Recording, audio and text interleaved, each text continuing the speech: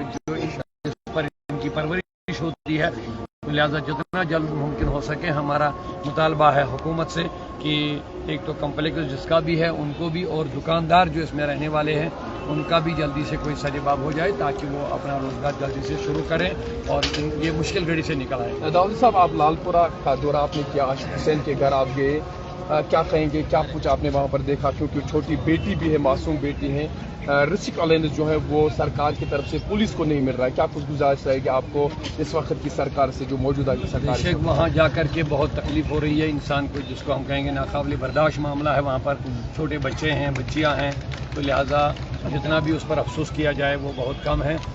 البتہ میری گزارش ہے حکومت سے، پولیس جو قوم کی، ملت کی، ملک کی حفاظت میں راتوں دن رہتے ہیں، ان کے ساتھ ایک اچھا معاملہ ایسا ہونا چاہے تاکہ ان کو اپنے آپ کمزور نہ لگے یا ان کی فیملی کو ایسا نہ لگے کہ ہمارے گھر کا جو مالک ہوتا ہے وہ قوم کی، ملت کی، انسانیت کی، ملک کی سرحدوں کی حفاظت میں لگے رہتے رات بھر.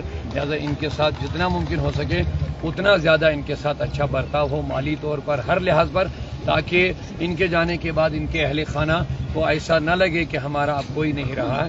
میری گزارش ہے خاص کر عاشق صاحب کے اہل خانہ کے ساتھ آپ جائیے وہاں پر، آپ نے بھی دیکھا ہوگا بہت تکلیف دہ معاملہ ہے وہاں پر، بچے معصوم چھوٹے بچے ہیں.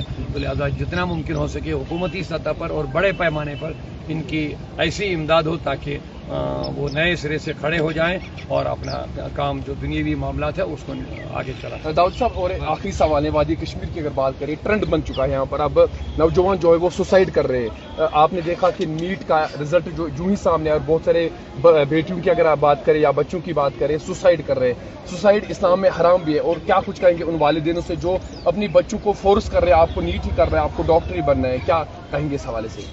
دیکھیے، آپ نے صحیح کہا اور آپ ہی نے خود بتایا پہلے، یہ جو سوسائڈ کرنا، خودکشی کرنا، یہ اسلام نے حرام قرار دیا ہے، بلکہ ایک حدیث پاک ہے جو جس حال میں سوسائڈ کرے گا، خودکشی کرے گا، اسی حال میں اس کو اٹھایا جائے گا. اگر کوئی اپنے آپ کو چاقو مار کے یا رسی میں باندھ کے یا پہاڑی سے گرا کر کے یا جو بھی جس انداز سے بھی وہ خودکشی کرے گا، اسی حال میں اس کو قیامت کے دن اٹھایا جائے گا.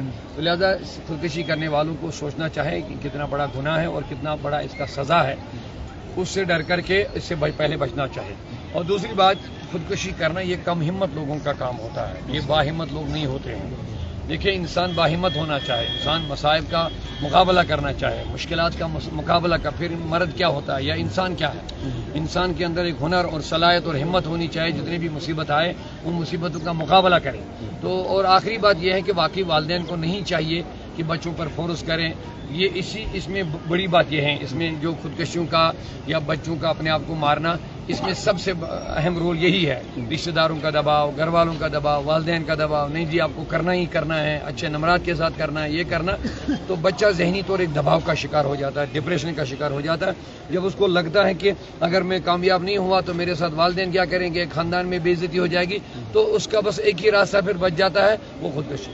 لہذا بچے کو موقع دینا چاہے، جو اس کے اندر ہنر ہے اور جو جس لائن میں یہ کام آگے بڑھنا چاہتا ہے، یہی ایک طریقہ ہے، اصول ہے کہ اس کو اسی لائن میں آگے بڑھانے دو. کسی خاص کام پر جو والدین چاہتے کہ نہیں بچہ ایسا کرے، بچے کو اس میں چاہت بھی نہیں ہوتی، کبھی خواہش بھی نہیں ہوتی ہے، لیکن اس پر جب فورس ہو جاتا ہے تو پھر اس کے برے نتائج نکلتے ہیں.